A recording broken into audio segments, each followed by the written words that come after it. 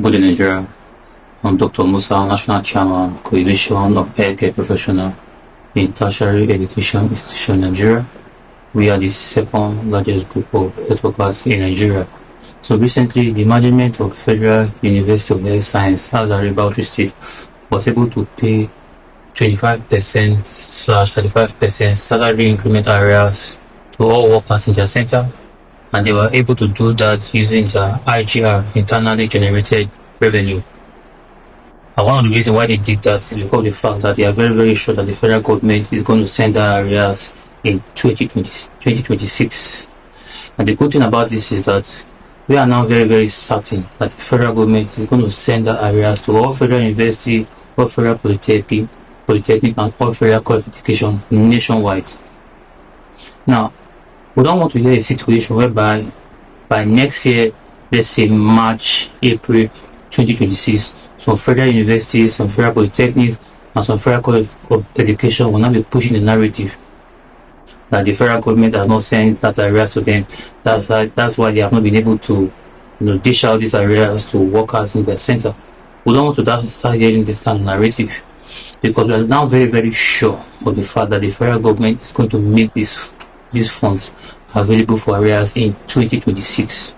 The reason why we are bringing this is because of the fact that, or it's just because of the fact that the medical allowance arrears meant for health workers in the medical center, in all federal university, federal polytechnic, federal qualification, many of these arrears were not paid to health workers. The truth is that only about, let's just say 4 or 5 universities, we got to know that 4 or 5 universities were able to secure 23-month medical allowance arrears for health workers in the medical center, where each health workers went home with 600,000 naira.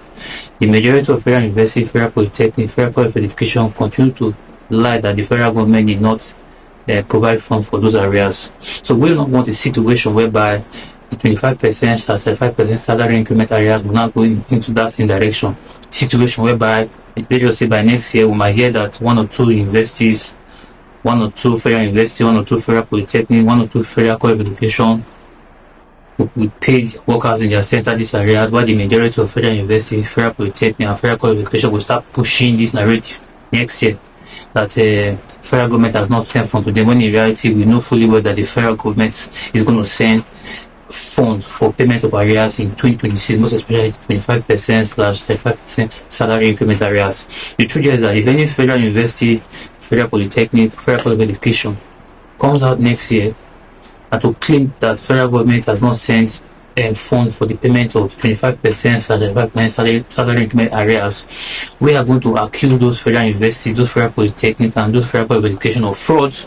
We are going to accuse them of fraud, we are going to accuse them of corruption, and we are not going to be quiet about it. Because the truth is that arrears is no longer meant for personal enrichment. Gone are the days where arrears will be paid by federal government, and it will not eventually get to the workers and everybody will be quiet about it. We are no longer going to be quiet watching our arrears being used for personal gains or personal interest.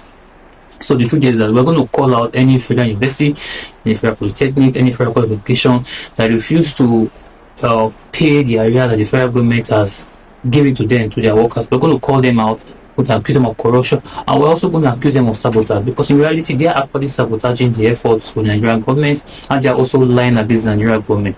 So any federal university that does it, we're going to accuse them of lying against the federal government. We're also going to accuse them of sabotaging the effort of the federal government. We're going to accuse them of corruption, and we might likely invite the EFCC to go after them. Thank you very much.